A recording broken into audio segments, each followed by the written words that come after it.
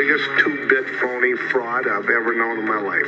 The ultimate liar and contract breaker. With a career as a head coach spanning over 3 decades, 4 different teams, and even a short-lived stint in the NFL, it's hard to overstate the impact Nick Saban has left on the college football world. His run as college football's most dominant figure has led to innovations in recruiting, strength and conditioning, and even rule changes. But before all that, 50 years ago in 1973, Nick Saban would enter the coaching world as a graduate assistant for Kent State. Since then, he would win 10 SEC titles, 7 national championship games, and have 111 players drafted into the NFL. But Coach Saban's career was almost over before it could even begin. The legendary coach had 2 influential men in his life: his dad, Nick Saban Sr., and his college football head coach, Don James. Nick Saban's dad was referred to as Big Nick in his small coal mining town in Monongahela, West Virginia. In his spare time, he would coach his son's Pop Warner football team. I mean, if you didn't do it right, you didn't play. He demanded perfection from everybody. I can't tell you how many times we ran that hill.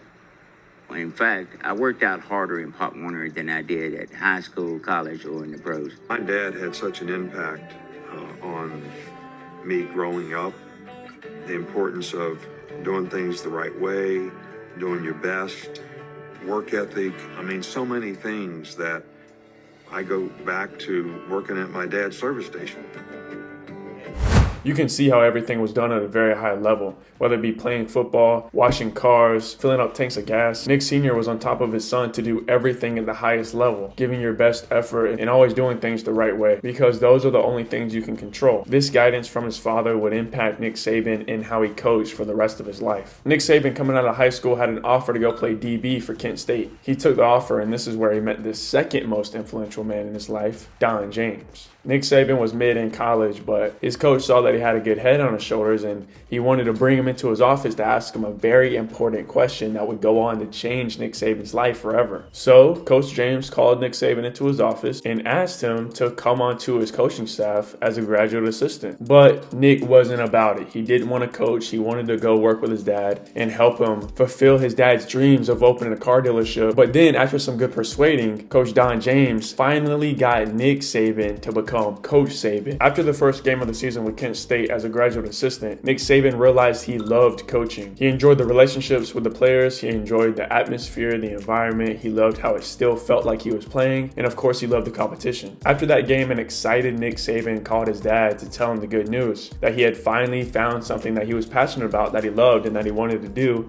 for the rest of his life. His dad was happy and excited for him that he had found something so early in his life. Nick Saban was only 22 at this time, but just days later, after this phone call, Nick Saban Sr., at 46 years old, would pass away from a heart attack. That phone call of Coach Saban saying that coaching is what he wanted to do with his life was the last phone call he ever had with his dad. In a quote, Nick Saban said this: I promise you, I would always strive to be the best, and I'm honoring my commitment to you. This was your dream, now it's mine. So if you ever wondered what drives Nick Saban after all the wins, fulfillment, money, glory, everything, it's that. Nick Saban would later move on to coach at Syracuse, West Virginia, Ohio State, Navy, Michigan State, all in little over a decade. In his time at Navy working as a DB coach, he met Steve Belichick, Bill Belichick's dad. Bill was working in the NFL for Coach Parcells at the time, but every summer he would come back and visit his dad, and this is where Nick and Bill naturally became friends because of their shared passion and love for football. And this friendship would reap rewards for the rest of their careers. After Nick Saban would spend some time at Navy, he moved on to Michigan State. Here he would work his way up to become the defensive coordinator, and 10 years later, he would come back as the head coach. But before all of that, he spent some time as a DB coach for the Houston Oilers. His first job in the NFL before he got his first head coaching job offer from the Toledo Rockets. In his first year, they went 9-2 and won the MAC Conference Championship. That same year, Saban turned down an application to join his coaching staff from none other than Urban Meyer. Even though he had a great season in Toledo, had one of the best records the program has ever seen, and had a great foreseeable future, after just 1 year there, His old pal Bill Belichick called him up and wanted him to become the defense coordinator for the Cleveland Browns. You see, Bill Belichick just got his head coaching job with the Cleveland Browns, and the first call he ever made was like, "Hey bro, I need a defense coordinator and can you come?" My name is Dylan Register and you should subscribe because I tell football stories every week that no one else tells on YouTube.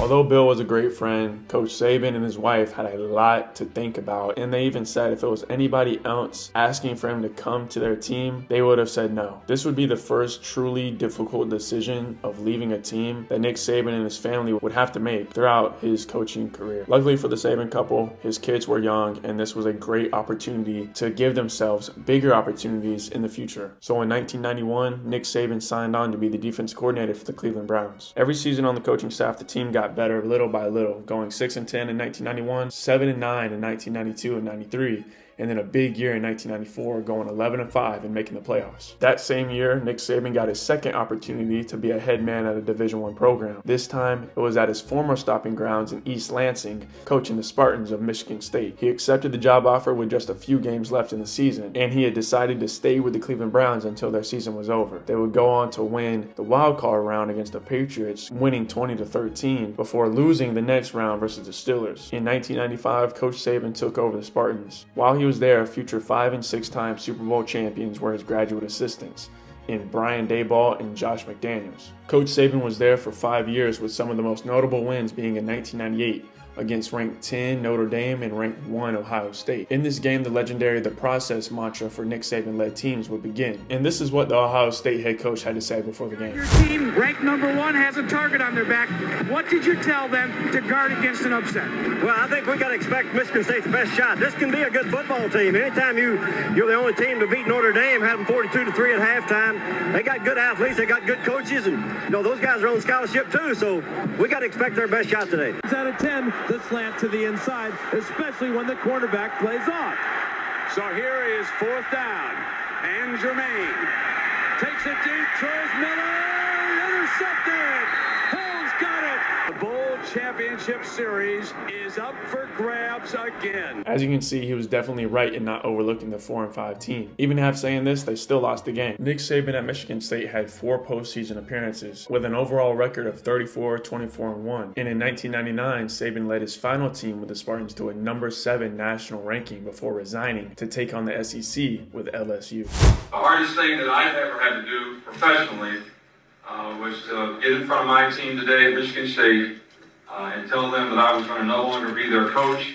At LSU, he linked up with future national championship head coach Jimbo Fisher, future SEC head coaches Will Muschamp and Derek Dooley, and even former New York Jet and Miami Dolphin head coach Adam Gase. He also had graduate assistant Scott Cochran on his team, and I have to mention him even though he wasn't a head coach because he would go on to win 8 national championship games. Nick Saban won 2 SEC title games and even a national championship game himself with LSU. This would be the first of 7, the most ever by a college football head coach. Not long after this, Nick Saban would move on to Miami to take on the NFL. Here, he would be in the same division as his buddy Bill Belichick and play twice a year for the foreseeable future. In Saban's time in South Beach, he would go on to change Jason Taylor's playing style, which would lead him to win the 2006 Defensive Player of the Year trophy. He rebuilt the Dolphins with the exclusion of the quarterback position, and he was rumored to be going to a team in Tuscaloosa after just a couple seasons. Nick Saban denied all the rumors about signing with the Crimson Tide. I've stated what my intentions are, and they really haven't changed. So I don't know what the issue is, and I don't know why people keep asking about it. What they talk about over there is their business, but what's happening here is my business and our business, and that's what we're focused on, and that's what I'm committed to doing. I don't know how else I can say it, guys. I've said it 3 different occasions, and I don't know how else I can say it. And I don't know why you keep asking. The famous television mark of him is on TV saying, I'm not going to be the Alabama coach. Wait, that reminds me. I did not have sexual relations with that woman. Wait, did they both lie? No. Nick Saban had a long, difficult conversation with the owner of the Miami Dolphins and his wife, and that summed everything up for the Saban camp. Well, the answer is no, I'm not upset. Because it's more involved than what you think, Joe. I feel the pain and so forth and so on of Nick and Terry, and it's not a very simple thing. Although Coach Saban moved on from a program so early once again, Alabama welcomed him with open arms. The next coach of the Crimson Tide, Nick Saban. I can't tell you how pleased and honored I am to be your coach at the University of Alabama. Up to this point, Nick Saban has gradually gotten bigger and seemingly better jobs, landing a highly sought-after job in the NFL twice, but especially as a DC in Cleveland. However, there's an evident problem that no one seems to talk about when they discuss Nick Saban. Saban wasn't loyal. I know the coaching profession has a lot of moving parts, but let's just look at history. The first 10 years of his career, he was with 6 different teams. And yeah, you could chop that up to, he's young, he's ambitious, he needs experience, and I can agree with that. But then he spends a few years with Michigan State and leaves to take the DB coaching job with the Houston Oilers. And you could say, well, he's in the NFL. That's an awesome job opportunity. Of course he would leave. Then why would he stay? After a couple years, he just went to Toledo. And then after 1 year, he would just leave to go to Cleveland. And then after rebuilding that Cleveland program, making the playoffs, he would just leave again. And then after a few years with Michigan State as the head coach, he would leave again. Winning the national championship with LSU, then he would leave again. With Miami Dolphins, he was there for only 2 years, and he would leave again.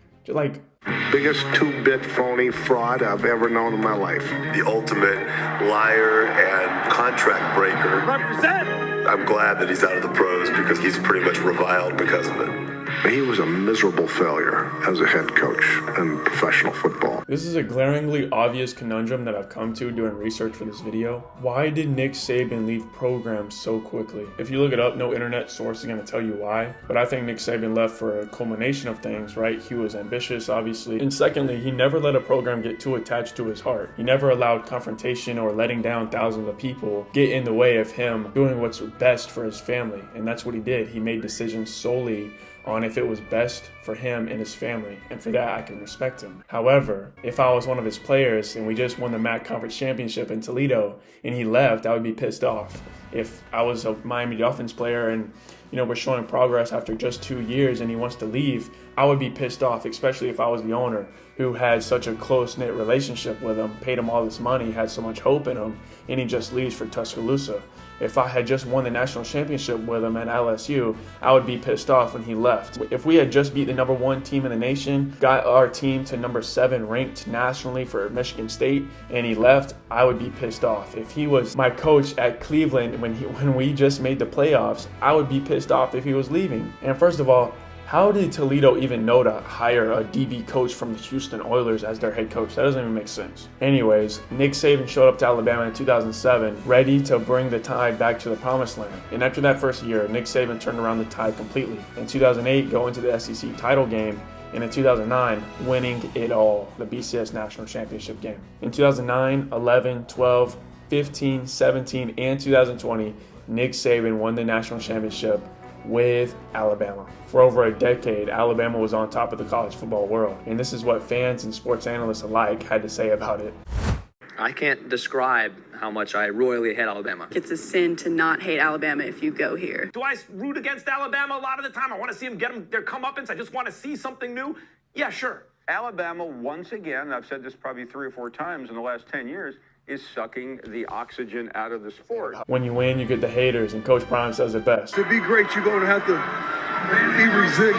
You got to overcome adversity. This type of dominance for so long hasn't been displayed in the modern era of football, and the last time it was displayed is for the Tide again when Bear Bryant took the team from 1961 to 1979, winning 6 national championship games. And Nick Saban last year just signed an 8-year deal, making him the Tide's head coach through 2030. So Nick Saban's not going anywhere anytime soon. To land the plane home on this video, Nick Saban fulfilled his father's wishes and opened a car dealership himself. If you've made it this far in the video, I know for a fact you'll love this video about Arch Manning and Deion Sanders, linked right here.